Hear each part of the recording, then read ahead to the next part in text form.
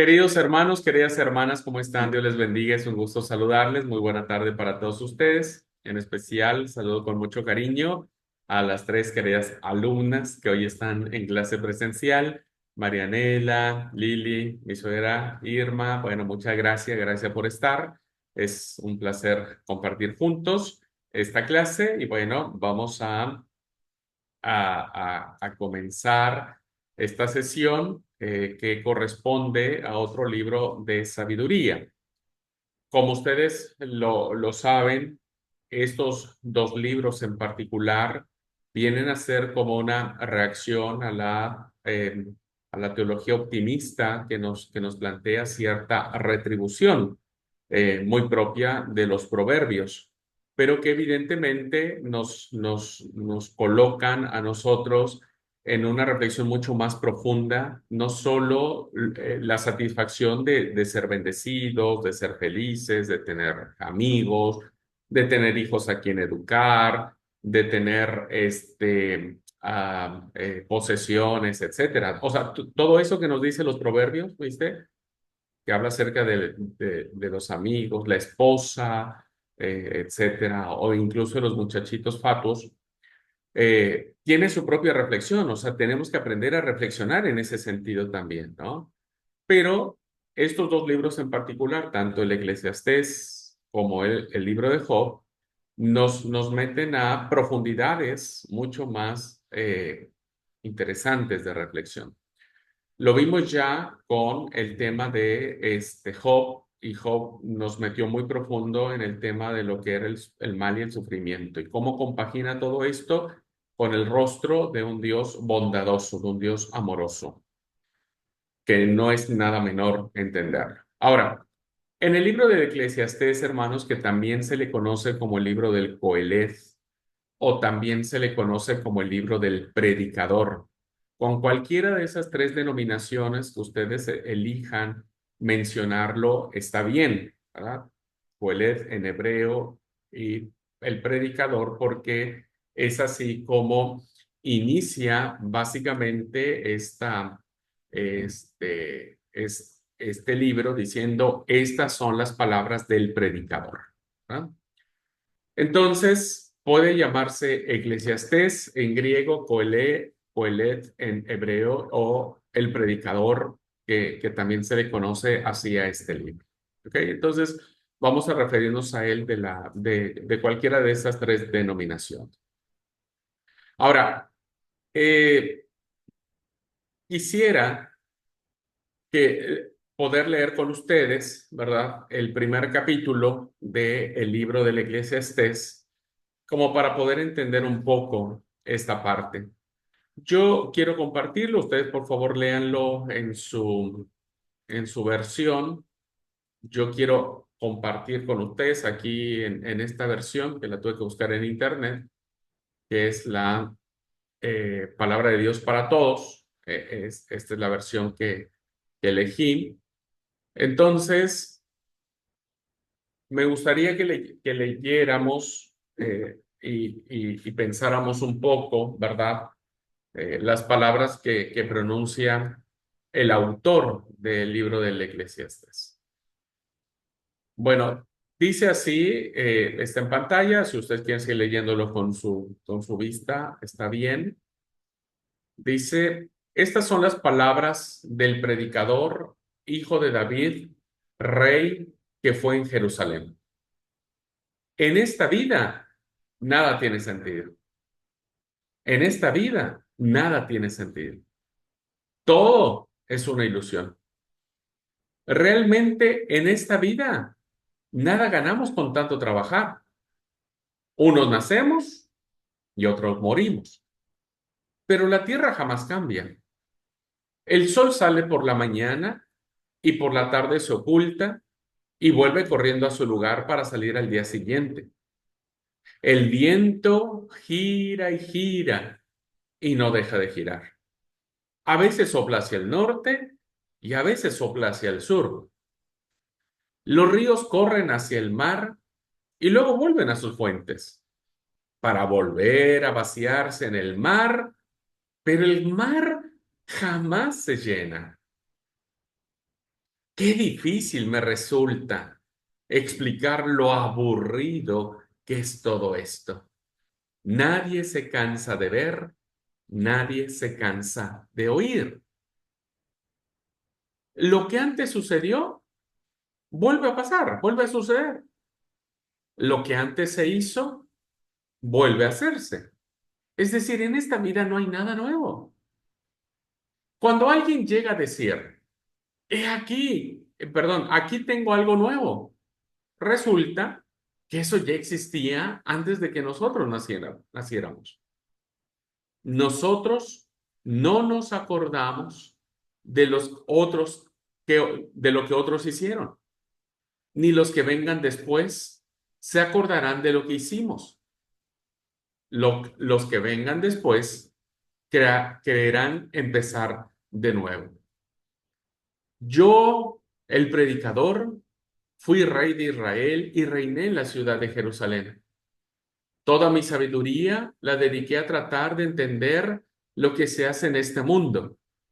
Esta es la tarea que Dios nos dejó y que es muy, muy pesada la tarea. Pude darme cuenta de que nada tiene sentido de lo que se hace en este mundo.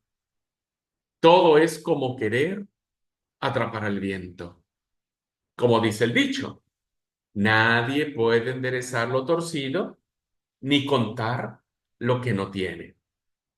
Entonces me puse a pensar, vaya, aquí me tienen.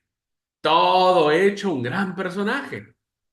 Nunca hubo en Jerusalén nadie más sabio que yo. Nunca nadie tuvo tantos conocimientos. Aquí me tienen, dedicado por completo a tratar de comprender lo que es sabiduría. Conozco hasta las más grandes tonterías, pero también hacer eso es como querer atrapar el viento. Lo cierto es que mientras más se sabe, más se sufre. Mientras más se llena uno de conocimientos, más se llena de problemas. Bueno, me gustó leerlo en esta versión que es una versión ya eh, que, que trata de acomodar el texto bíblico a nuestro lenguaje actual. No se preocupa tanto por traducir palabra por palabra, que esa es Reina Valera, por ejemplo. Esta versión no se preocupa por tratar de traducir la intención que tuvo el autor para escribir tal texto, como es NBI, por ejemplo, sino esta traducción es una traducción libre, ¿verdad? Que trata de acomodar lo que se dice en el texto y tratar de elegir palabras más actuales. Bueno, fíjense, ¿por qué el libro de Eclesiastés tardó mucho en entrar al texto, al canon bíblico? Pues con las palabras con las que inicia, ¿no? En esta vida nada tiene sentido, pero para un poco. Se supone que esta vida, cuando tenemos a Dios, tenemos sentido de todo. Hay plenitud, hay llenura, todo está bien. Pero Él dice, nada tiene sentido, todo es una ilusión, todo es un engaño, porque morimos, algunos nacen y algunos mueren. Y eso se repite todos los días. Mira el sol, todos los días hace lo mismo. A la mañana sale por un lado, recorre durante el día y se oculta a la tarde para volver a hacer lo mismo todos los días, todos los días. El viento va y viene, gira para todos lados, ¿no es cierto? Nunca deja de girar. A veces va para el norte, a veces va para el sur y siempre hace lo mismo. El viento hace lo mismo. No hay nada nuevo, no hay nada diferente, no hay una sorpresa. Mira los ríos, hacen lo mismo. Vuelven otra vez en el proceso de evaporación, vuelven a las nubes se cargan, caen en las ciudades, en los ríos, en los riachuelos, estos vuelven y desembocan otra vez en el mar y el mar parece ser que jamás se llenan, siempre es lo mismo. Y lo que dice el versículo 8, ¿verdad? Dice, qué difícil me resulta explicar lo aburrido que es todo esto. Uno diría, bueno, parece ser que uno está leyendo la obra de alguien que no tiene fe, que no conoce a Dios, que no sabe lo lindo que es la vida, que es tener nietos, ¿no? O una familia o una casa. Estamos viendo a alguien que está hastiado de la vida, ¿verdad? Hastiado de la vida. Por eso el versículo 8 dice, nadie se cansa de ver, nadie se cansa de oír. O sea, es siempre lo mismo. En la vida no hay nada nuevo. Cuando alguien dice, mira, encontré algo, ¿no? Pasa hoy mucho con los iPhone. Ya tengo el iPhone, no sé qué número van. Y mañana otro te dice, pero mira, yo ya tengo el más nuevo. Siempre vamos tras el viento. Algo que me llama mucho la atención es, dice, es como si nosotros quisiéramos atrapar el viento. En otras versiones dice, como si quisiéramos golpear el viento. ¿Quién puede golpear el viento? Nadie. Nadie puede atrapar el viento. Y dice un dicho, reza el mismo sabio, un dicho que dice, nadie puede enderezar lo torcido ni contar lo que no tiene. O sea, como hay un dicho actual que dice, árbol que crece torcido, jamás en su vida, jamás en la vida su rama endereza. Y por eso el sabio termina diciendo, aquí me tienen, como si ustedes piensan que estar reflexionando sobre estas cosas de la vida tiene alguna ganancia. La verdad es que el que más sabe, más sufre. Y es cierto, el que más sabe, más sufre. Bueno, con este ejemplo, queridos hermanos y hermanas, nos podemos dar cuenta el tono con el que el Eclesiastés va a abordar las distintas esferas de la vida, los distintos derroteros de la vida, y que de esta manera, bueno, se va a enfrentar a realidades que él mismo no va a saber enfrentar. Voy a compartir la pantalla para guiarnos en algunas líneas de aprendizaje en el PowerPoint.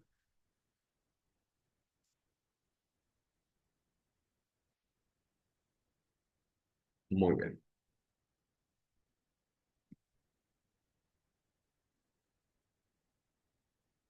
Bueno, estamos hechos. El significado y sentido del libro. Cuando, insisto, nosotros leemos este primer capítulo, ya nos deja, para muchos hermanos, pueden, muy fanáticos de la religión, pueden sentirse horrorizados al escuchar las palabras tan duras y tan terribles, ¿no? Nadie en su sano juicio en un púlpito se levantaría a decir esto. Imagínense que alguien se levante y dice, hermanos, esto es una tontería lo que estamos haciendo. Todos los sábados es lo mismo. Nadie lo diría. Y quien lo diga, bueno, seguramente tendrá una reunión con el pastor y el cuervo pastoral. Pero, pero fíjense cómo nos recibe el Coelet y nos dice claramente esta situación, ¿verdad? La verdad es que no entiendo cómo ustedes no se cansan. Vanidad de vanidades, todo es vanidad. Así que, pensando el significado y sentido del libro, podemos iniciar con esta pregunta a manera de reflexión. ¿Habrá que tomar los dichos tal como se leen? Esta pregunta es fundamental, hermanos. Miren. No olvide, por favor, y eso quiero que le quede muy claro, lo mismo sucede con el libro de Job, lo mismo sucederá con el autor del libro de Lamentaciones, y lo mismo está sucediendo ahora con el autor del libro del Eclesiastés. No olvide que quien escribe este libro, ¿verdad? Es un sabio. Y ustedes ya vieron en las clases primeras que tuvimos sobre la sabiduría, el sabio de Israel es un sabio piadoso, es un sabio justo, es un sabio que tiene una relación muy profunda en su relación con Dios. No es un necio, no es alguien que está hablando por hablar, resentido, enojado. No, es un sabio que, eh, que está buscando a Dios de una manera muy sincera, pero en su búsqueda de Dios se está enfrentando a estas situaciones. El autor de Job se enfrentó en su búsqueda de Dios al dolor, al sufrimiento, al mal. El Coelet se está enfrentando en su búsqueda de Dios a todo esto que le está rodeando, ¿no? A todo esto que todos los días él ve el mismo sol, el mismo efecto de la lluvia, ve el mismo viento que sopla, ve que todo es vanidad. Entonces, lo que está diciendo, hermanos, lo que quiero decir es que no lo está diciendo de forma peyorativa, es decir, que por muy difícil que esto pueda suceder, no está haciéndolo de manera vengativa, ni rencorosa, ni nada, ¿no? Volviendo al ejemplo, nadie se levantaría el sábado a decir esto, pero si se levanta alguien a decirlo por bronca, porque me lo dice un hermano o una hermana que capaz si nunca va a la iglesia, capaz ni está involucrada, entonces su dicho no es edificante, ¿no? Pero si lo dice alguien, hermanos, que está comprometido con la iglesia, que conoce la realidad de la iglesia, que sabe que es verdad, ¿verdad? ¿Verdad? Que nosotros a veces vamos los sábados y vamos a hacer lo mismo y pasa lo mismo y nunca hay nada nuevo, bueno, hay palabra de edificación. Entonces, tomando en cuenta esto que acabo de decir, debe contestarse la pregunta que está en la pantalla. ¿Habrá de tomar los dichos de manera literal? Es decir, ¿tendríamos la libertad nosotros de concluir con la idea de que todo esto es aburridísimo y que nada tiene sentido? Otra pregunta que nos lleva a la reflexión cuando leemos estos pasajes. Hay pasajes que son irónicos o que son sarcásticos. La ironía, hermanos, la ironía de la vida eh, tiene dos puntos de vista, ¿no? Uno puede ser irónico de manera hiriente, pero también uno puede ser irónico de manera reflexiva, en línea de sabiduría, ¿no? Y esta ironía que maneja el autor es una ironía muy reflexiva porque dice, qué chistoso, ¿no? Vos que decís que ya descubriste el hilo negro, ¿no? O cómo se inventó la rueda, alguien viene y te tira el cuento, te hace caer y te dice, la rueda ya estaba inventada desde hace tiempo. Es una ironía, ¿no? Una ironía que lleva a una profunda reflexión. O sea, ¿te crees muy sabio? No, olvídate. Ya hay otros antes que vos que son mucho más sabios que tú. Y, y entonces, esta ironía, ¿no? Insisto, no una ironía en mala onda ni dura, sino una ironía que nos pone a reflexionar y que nos pegue en la cara, bueno, lo dice también el libro de Eclesiastés. Otra pregunta dice, ¿habla en un tono desafiante? Sí, sí, hermanos, habla en un tono desafiante porque hay un pasaje, ¿no es cierto?, que dice, lo que fue, ya pasó.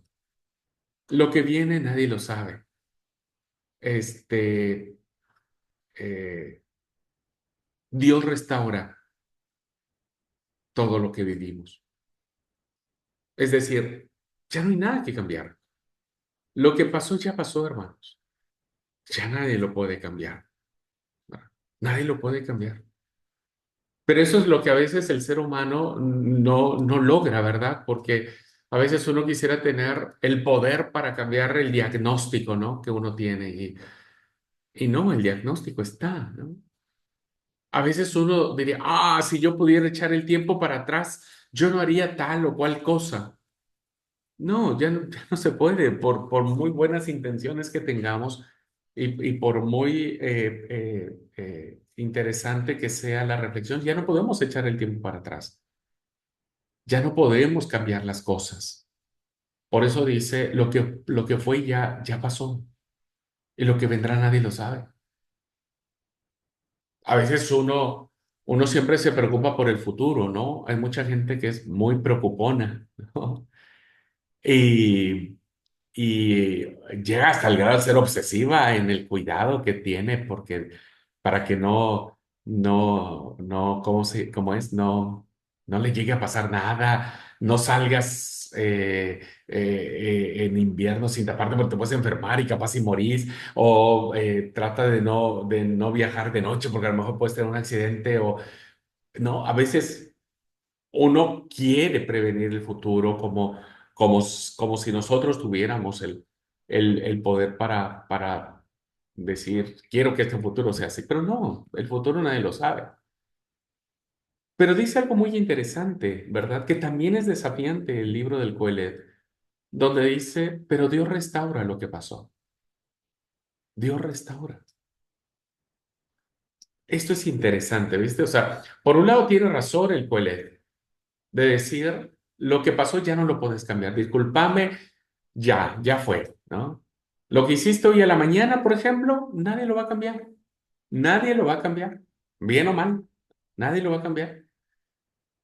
Y tampoco puedes prevenir el futuro, o sea, eso no puedes controlar el futuro. Prevenirlo tal vez, qué sé yo, la ver las posibilidades, pero controlar el futuro no podés. Ahora, esas cosas son seguras. Que Dios restaure el pasado.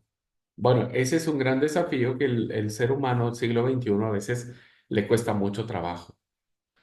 Dejar que Dios te restaure. Nos cuesta mucho trabajo. Que Dios nos sane, nos restaure. No va a cambiar las cosas, ¿no? Pero sí nos va a consolar y a restaurar. Así que Eclesiastés pertenece al género literario conocido como sabiduría hebrea. Este maravilloso libro nos lleva, insisto, de la mano a esta sabiduría reflexiva, piadosa, proveniente de una profunda reflexión. Quiero decirles, hermanos, que el trabajo final que ustedes van a realizar en esta materia va a ir en función de este concepto de sabiduría. Lo anticipo ahora para que ustedes valoren las clases que estamos teniendo, ¿no es cierto? Este, el trabajo que ustedes van a realizar va a ser entrevistar a 5 personas de distintos grupos de edad, ¿verdad? Y van a plantear con ellos preguntas profundas para conocer su punto de vista. Entonces van a tener que observar, van a tener que escuchar, van a tener que mirar a las personas en función de lo que ellos piensan o consideran de lo que puede ser tal o cual cosa, ¿no? De estas preguntas. Por ejemplo, una pregunta, ¿qué pensás de eh, el amor, por ejemplo? ¿No? El amor. ¿Qué pensás del amor? A veces uno no tiene ni idea de qué. Entonces, vamos a hacer este ejercicio y vamos a hacer esta pregunta a distintas personas de distintas edades y se van a dar cuenta las distintas respuestas de concepciones que tiene cada uno en su reflexión de algo que es muy común en la vida de las personas, el amor, pero que es tan común, como dijo el Eclesiastés, que ya no le encontramos nada nuevo. Y sí, qué sé yo, estoy enamorado de mi esposa, pero ¿y qué es eso? No sé, tenemos 30 años, 20 años de estar juntos, ya perdimos todo encanto. Bueno, esto es ejercicio de reflexión y de sabiduría. Y el segundo ejercicio que van a hacer en función de esta sabiduría que nos plantea estos libros, ustedes se van a ir, ya les voy a explicar al final todos los detalles, solamente estoy diciéndoles para que ustedes valoren esta clase y vayan pensando. Entonces van a tener que ir a un lugar muy concurrido, ¿verdad? Puede ser una plaza comercial, una plazoleta, no sé, un estadio de béisbol, de fútbol, de lo que sea. Y lo que ustedes van a hacer, ¿verdad? Es observar. Van a observar todo y lo van a escribir. Y van a escribir sus reflexiones de esa observación. Entonces necesitamos que ustedes desarrollen este sentido de reflexión. Deseo con todo mi corazón, hermanos y hermanas, que no pasen la vida sin sentido, que no pasen la vida pensando que es aburrido. Entonces tienen que abrir sus ojos, tienen que reflexionar y tienen que ver los distintos desafíos que les ofrece la vida, tanto en el mal, el sufrimiento, el dolor, la muerte, como todos estos aspectos que vamos a seguir viendo del libro del predicador. Así que bueno, para que ustedes vayan desarrollando este espíritu de sabiduría, ¿verdad? Basado en la reflexión, en la observación. El autor, que en este caso no habla como un profeta, ¿verdad? El autor no es un profeta. No podemos decir que el autor puede estar mirando las cosas que lo rodean a partir de una revelación divina, que Dios la haya revelado en sueños, ¿no es cierto? Que todo es esto, que no hay nada mejor en la vida, dice el Coelet, que el hombre coma, beba y disfrute del fruto de su trabajo y que goce con la mujer que ama, ¿no? Eso es el Coelet. Fíjense, esto lo vamos a ver de manera muy repetida. El Coelet va a poner como estribillo, ¿verdad? A lo largo de su libro, esta expresión: no hay nada mejor que el hombre coma y beba. Hay que comer y beber. Evidentemente, disfrutar el fruto de tu trabajo y gozarte con la mujer que amas. Bueno, no es un profeta, ¿no? Esto no se lo reveló Dios a través de un sueño, de un éxtasis, como lo fue en el sentido del profetismo. No exige obediencia el Coelet, ¿no es cierto? Cuando anuncia, estas son las palabras del maestro. Al final del libro, ¿verdad? Dice, esto es lo que escribió el maestro. Y el usar, hermanos y hermanas, la palabra maestro, ¿verdad? Eh, tiene de suyo propio el significado hacia dónde se dirige el libro. El libro quiere enseñar, ¿no? No quiere dar nada por sentado, no quiere dar premisas absolutas, sentencias absolutas. Quiere plantear la realidad. O sea, el Coelho, hermanos, no es ningún ingenuo de la vida. No es alguien que cuando vos le preguntás, ¿viste? Que pasa lo mismo con nosotros cuando alguien viene y nos pregunta, che, ¿y cómo anda? Bien. ¿Y cómo anda todo por allá? Y todo bien. ¿No? Esa es nuestra respuesta, es como trivializar lo que está pasando. Y puedo decirles que en nuestras realidades no todo está bien, no todo está bien. El Colet no es ningún ingenuo. El Coelet no es el que le va a dar, decimos por ahí en términos vulgares, el avión a quien le pregunta. Al Coelet le pregunta, che, ¿cómo está todo? Y mal. ¿Y cómo está todo por allá? ¿Y cómo cree que está todo por acá? Todo está mal. Mira, ve la justicia, mira cómo está corrompida, mira cómo tratan mal al pobre, al indefenso. ¿Cómo no va a estar mal? Si todo el mundo se está afanando por tener posesiones, por trabajar, por gastarse la salud, trabajando de noche y día, para que cuando se muera no se lleve nada. No, aquí hay que comer, hay que beber, hay que gozar y disfrutar con la mujer que uno ama, ¿no? Teniendo relaciones íntimas, amándole, teniendo un hogar fuerte. Eso es lo que se necesita. Es un maestro, ¿no? Es el maestro de la vida. Es alguien que está poniendo el dedo en la llaga. Entonces el Coelet es quien busca instruir y persuadir. Busca instruir y persuadir,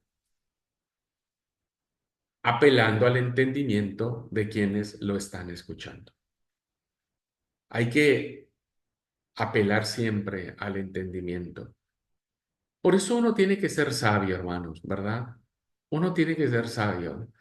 Eh, alguna vez, no sé si a ustedes le han dicho, che, me gusta hablar mucho con vos porque me encanta tus conceptos, tus ideas. ¿No? Pienso que sos, no inteligente, porque recordemos que la inteligencia es otra cosa. Creo que podríamos hacer ahí a priori o muy rápido una diferencia entre inteligencia y sabiduría. La inteligencia es otra cosa, la inteligencia es una habilidad que se va ahí teniendo por recursos, pero la sabiduría es algo que se trae, se desarrolla, se va puliendo con el paso de los tiempos, ¿no? ¿Alguna vez te han dicho a vos, che, creo que sos una persona muy sabia? ¿O alguien te ha dicho, che, me parece que vos sos una persona muy necia? No entiendes razones. Cuando te digo algo, siempre salís a la defensiva, siempre salís con los pies por delante,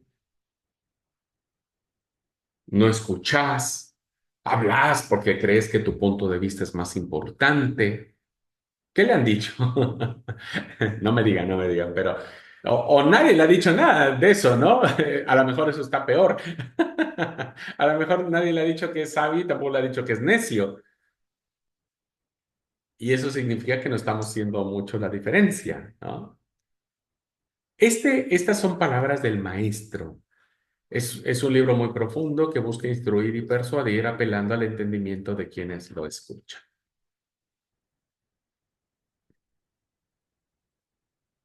El autor, estamos viendo el significado y sentido del libro, el autor no escribía para consolar a los fieles al asegurarles que, a pesar de la aparente futilidad de la vida, todo está bien si uno tiene fe en Dios. Qué interesante, vuelvo a repetir, esto no se nos ocurriría predicarlo en un sermón. Nosotros siempre predicamos en el sermón invitando a la gente a que tenga fe, a que confíe en el Señor, ¿verdad? Pero el autor no escribe para consolarles eso, no le dice a la gente, mira, sí, la vida es re complicada, ¿no? Pero tranquilo, vos confía en el Señor porque el Señor va a estar con vos. Más bien, el autor mira directamente las anomalías de la vida. Insisto, no es ningún ingenuo y busca hallar algún sentido a la existencia. ¿Por qué estamos? ¿Por qué estamos en esta tierra? ¿Por qué somos lo que somos? Eh, Creo que, bueno, sí, ustedes están tomando la clase de consejería cristiana y no sé si hicieron el test ese ¿cómo era? Porque eran dos tests, uno de inteligencia emocional y el otro era de Eh, no sé. Bueno, el chiste que respecto de el test, seguramente ya lo contestaron, saben lo que les estoy hablando. Yo lo contesté, por eso les digo el test que tiene que ver con los sentimientos. Si usted toma muy en cuenta cómo se siente, si usted está consciente, cómo maneja sus emociones, sus sentimientos, ¿no? Ese test que la profesora Cintia subió a la plataforma. Bueno, yo lo hice y a veces nos damos cuenta, ¿no? Que ni nosotros mismos somos conscientes de lo que sentimos. No somos conscientes, no estamos pensando por qué sentimos lo que sentimos. Nuestra vida corre como el viento, ¿viste? Corre como el viento. Entonces, lo que hace el Coeled es ver lo que está mal en la vida y entonces trata de encontrar una razón del por qué eso está mal y cómo podemos sobrevivir aun cuando todo eso está mal. Y luego, sobre la base de sus razonamientos, pues ofrece los consejos a quienes le escuchan. Y como todos sabemos, hermanos, los consejos son eso, son solo consejos. Y como hemos dicho en línea de sabiduría, cuando yo voy y aconsejo a una hermana, hermano, que viene a mí como pastor y diciendo, pastor, mire, estoy viviendo esto, estoy pasando esto, esto estoy... Bueno, mi consejo es perdoná, olvidá, andá, reconciliate, enfrentar la situación, en fin, este es mi consejo. Pero como yo les digo al final, ¿no es cierto? Pero la decisión es tuya. Yo no puedo obligarte a que hagas tal o cual cosa, no te puedo obligar. La decisión es total y absolutamente tuya. Entonces, el libro de Eclesiastés es eso, hermanos, un libro de consejos que al final cada uno de nosotros decide qué hacer con él. ¿Qué hacer con él? Chico, le dice al jovencito, ¿no es cierto? Chico, mira, vos podés hacer lo que quieras. Haz lo que quieras de tu vida. Estás en plena libertad. ¿Querés beberte la vida en un solo trago? Y bebétela, ¿verdad? O sea, si crees que eso es lo bueno para ti y lo correcto para tu vida, y hacelo. Pero, pero, te advierto algo, ¿verdad? Te advierto algo. De todo lo que vos hagas, Dios te pedirá cuenta. Y no es, hermanos, que el autor esté pensando en el día del juicio, y no es que el autor esté pensando, ¿no es cierto?, que los libros se van a abrir. Eso ya es una teología más del Nuevo Testamento, ¿no?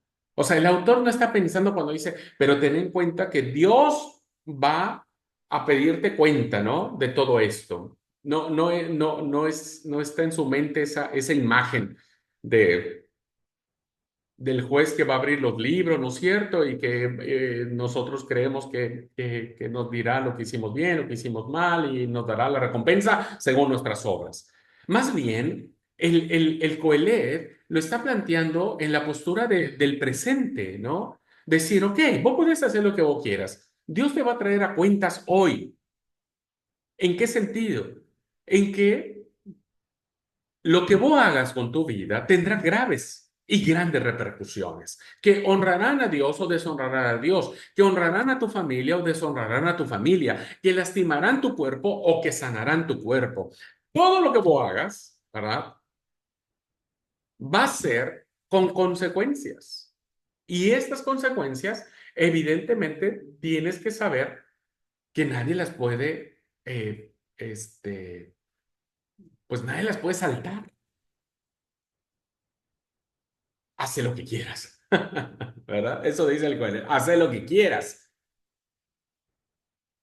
Recuerdo mucho que me vino a la mente este pasaje hace algunos años, porque yo todavía soy, ustedes también, creo que todos los que estamos aquí somos del siglo pasado, cuando el SIDA, ¿verdad? Era un mal del siglo muy fuerte. Eh, en mi adolescencia el fenómeno del SIDA era terrible, era un virus, creo que sigue siéndolo, solo que hoy la medicina ha avanzado muchísimo. Eh, Hermano, un segundo, no, está bien. Ha avanzado mucho y resulta que eh, cuando se daba eso, eh, hubo muchas campañas en la televisión por parte del gobierno y demás, y de las iglesias también, que tenía que ver que el mayor vínculo de transmisión, la forma en que se transmitía más común el SIDA, era teniendo relaciones sexuales sin protección, ¿no? Y todos aquellos que eran promiscuos, diríamos, ¿no? Que tenían relaciones sexuales con un montón de personas, pues eran alto factor de riesgo para contagiar a otra persona, ¿no? Las comunidades homosexuales eran las más castigadas en la enfermedad, así que mucha gente murió por esta enfermedad.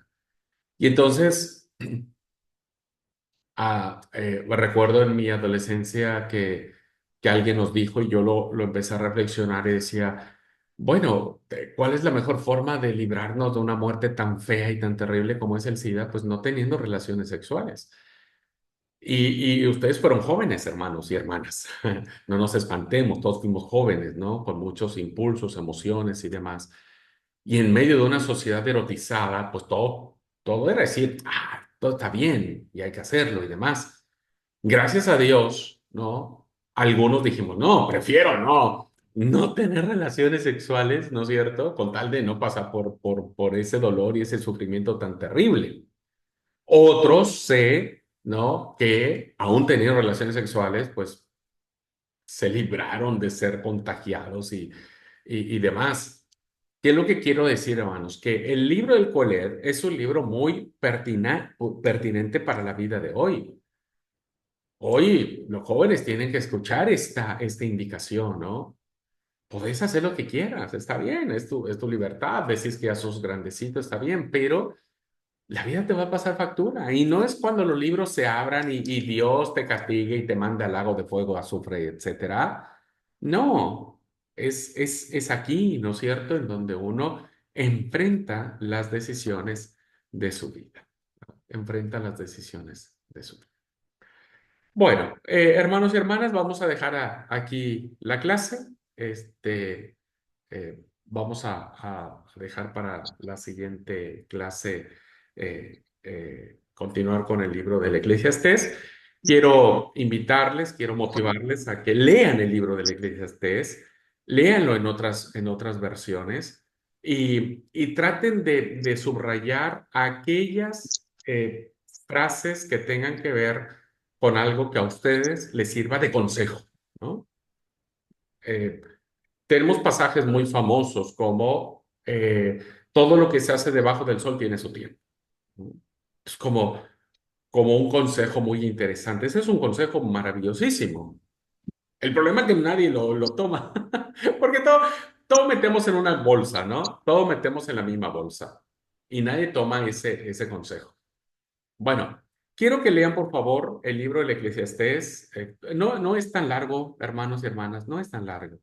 Léanlo por favor si pueden conseguir esta versión, si no en internet. Vieron, yo lo saqué de internet. Pónganle Eclesiastés, versión la traducción libre. Y subrayen, hermanos, las veces en que el autor dice coman y beban, coman y beban. Y se van a dar cuenta que eso es algo muy recurrente del Coelho, muy recurrente. Y el hecho de que lo repita constantemente es porque parece ser que ahí hay una clave de interpretación del por qué el libro que él está escribiendo. ¿Ok? Bueno, antes de irme, hermanos, o irnos, ¿alguna pregunta, algún comentario que quieran hacer de esto que hemos entrado? Vamos a ver mucho más sobre Eclesiastés en la siguiente clase, pero esto, hermanos, hermanas, ¿qué del Eclesiastés en su vida les ha impactado? Si es que lo han leído, si lo han visto desde esta perspectiva.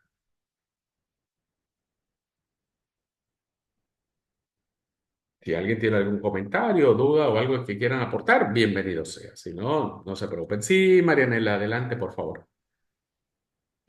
Sí, es como que el libro de Eclesiastés nos pone con los pies sobre la tierra, ¿no? Porque a veces tenemos conceptos que son infundados, que creemos que tiene que ser de esta manera la vida o de esta manera tiene que, no sé, bueno, de esta manera tiene que ser lo que es el amor, ¿no? Como usted dijo, la pregunta sobre el amor. El Ujú. amor es esto.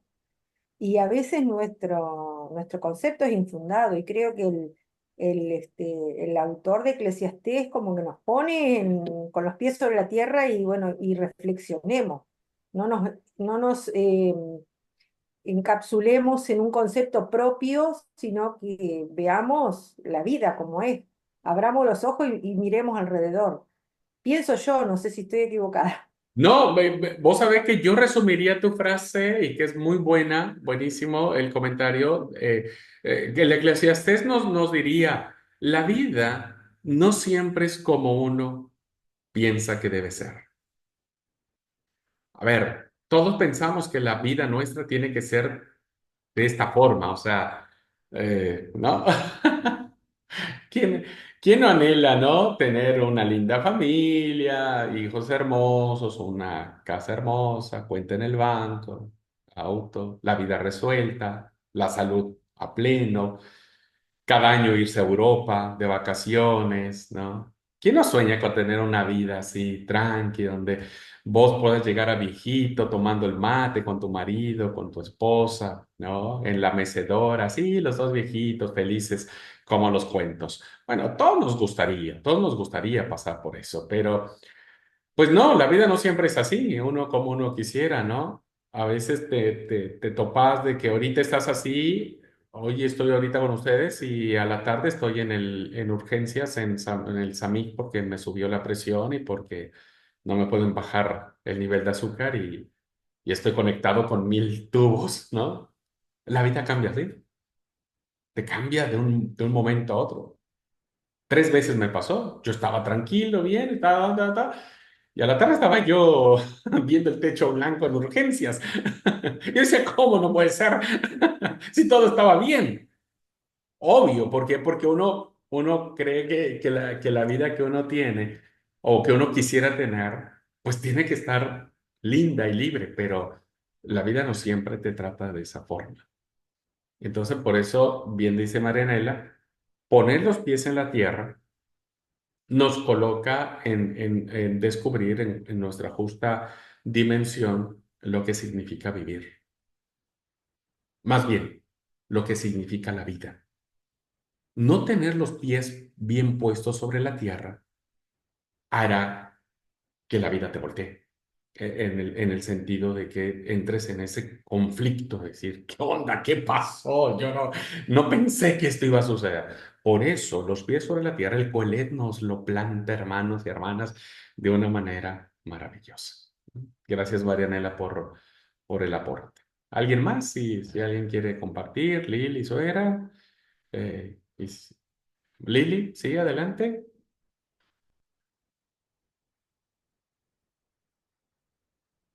Permiso, sí, estaba bajando un poco el volumen.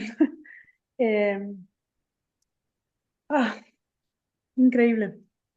No sé, yo por ahí, esta historia me hizo revolver un poco mi pasado antes de conocer el seminario. Eh, Cuando yo tenía todo, no me daba cuenta que tenía todo, muchas veces me sentía así como este predicador lo expresaba en la literatura. Y muchas veces le dije a Samuel, decía Samuel, siento un vacío y sé que todo lo que me rodea y lo que tengo es mío, pero, pero siento que no es mío, como que no le encontraba el sentido a la vida. Eh, por ahí lo que me llenaba un poco era ir los sábados a la iglesia y como que depende cómo estaba el ambiente, como que salía reconfortada. Eh, y, pero yo oraba mucho. Ahora, sinceramente, en estos últimos tiempos ya no tanto, pero antes, en esa vida, yo era de levantarme mucho a las 3 de la mañana y dar, y oraba mucho por mi vida. Y porque es verdad, ¿no? A veces uno espera cambio en otros, en los otros, y a veces cambio lo necesita uno y uno no se da cuenta. Entonces pedí a Dios que Dios me ayude a ver diferente las cosas, que me ayude a cambiar mi visión, que me ayude, que me transforme a mí, que cambie mi vida. Y bueno, después de que pasó todo lo que pasó, hoy yo me doy cuenta y yo digo, eh, si hoy estaba como antes, yo creo que sería la mujer más feliz. Eh, en fin, yo digo, hoy eh, faltaría esto nomás para que yo me sienta completa y me sienta feliz. Y a la vez, bueno, ahora reflexionando todo eso, yo me di cuenta, yo tenía todo y no era feliz. Hoy no sé si soy feliz, pero sí estoy contenta y bueno, y Dios de alguna manera me enseña a ver la vida de otra manera y darle más sentido a la vida y a las cosas, darle más sentido a lo que hago, lo que observo, a lo que tengo, a lo que me rodea. Eh, no sé, esta literatura me hizo revolver un poco mi pasado. Gracias, Lili, gracias. Por lo que vos hiciste o estás haciendo es un ejercicio de sabiduría y eso está bueno, ¿no? Esas reflexiones profundas tuyas, ¿no? Que nadie más puede juzgar. Yo antes lo tenía todo y sentía que no tenía nada. Hoy que me faltan cosas, siento que puedo sentirme un poco más contenta o no tanto. Es este diálogo que uno tiene consigo mismo en tratar de poner las cosas en su lugar y darle su justa dimensión o tratar de darle su propia explicación. Pero eso es un buen ejercicio de sabiduría. Gracias, gracias por compartir, Lili. Bueno, si no hay nadie más. Ah, suegra, sí. Un segundito, porque se me va a desconectar mi computadora. No la conecté y y se va a apagar.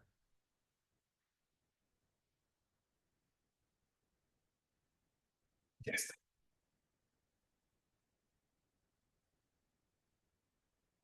Sí, suegra, adelante.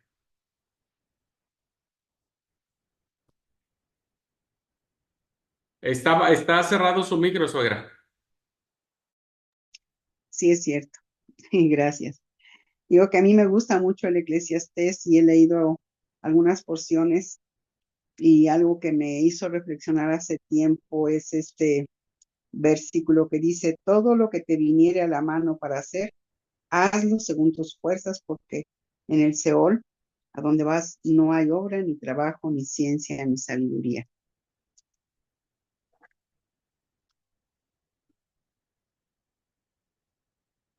¿Se apagó?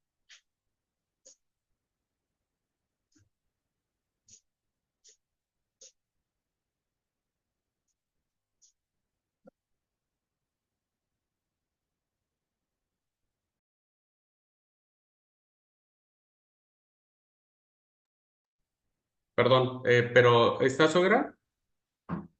Sí, es No, que no, creo siga, por se favor, perdóneme, suegra, perdóneme, tuve aquí que atender algo, pero sí, por favor, adelante. nada, te decía del versículo, del capítulo 9 en su verso 10 que dice que todo lo que tengamos que hacer, que podamos hacer, que lo hagamos según nuestras fuerzas, porque a donde vamos no hay nada. Y yo mucho tiempo vivía afanada en trabajar, en suplir las necesidades de mi hogar, en ese sueño de tener esta casa que ahora existe, a Dios gracias. Y pues dejé de visitar familia, dejé de ver por mi salud, dejé de compartir momentos, quizás con mis hijos, y, y pues no me puse a pensar que en cualquier momento me podía yo morir y pues ya no disfrutar de todo aquello por lo que estuve luchando, ¿verdad? Y que me perdí momentos hermosos. Y ahí fue cuando creo que entró un poco de razón en mi cabeza y dije, no, hay que disfrutar el día como venga, disfrutar a las personas, hacer lo que podamos y lo que no podamos hacer, pues ni modo. Si se da algún día, pues es porque Dios así lo permite y si no, pues bueno, alguien lo vendrá a hacer. Y sí nos hace reflexionar porque nos hace ver lo valioso que es nuestra vida y el momento que Dios nos permite disfrutar solamente esas 24 horas, nada más porque no tenemos futuro. Realmente no sabemos si mañana vamos a estar o no vamos a estar. Muy hermoso. Gracias, suegra. Sí, finalmente nos lleva a esta reflexión. Lo que puedes hacer, hazlo ahora. Como decía por ahí también el poeta, ¿no? Amado Nervo, en vida, hermano, en vida. Hay que hacerlo todo porque donde finalmente vamos a ir todos, que es el sepulcro, bueno, no hay nada que hacer. Y hay que hacerlo hoy. Así que muy lindo consejo. Bueno, pues vamos a cerrar aquí la clase. Todavía tenemos otra clase más sobre Eclesiastés, algunas otras cositas que quiero compartir con ustedes. Así es que bueno, nos vemos el próximo jueves, Dios mediante, para concluir con el libro del Eclesiastés. Dios les bendiga, hermanas. Cuídense mucho. Bendiciones, abrazos.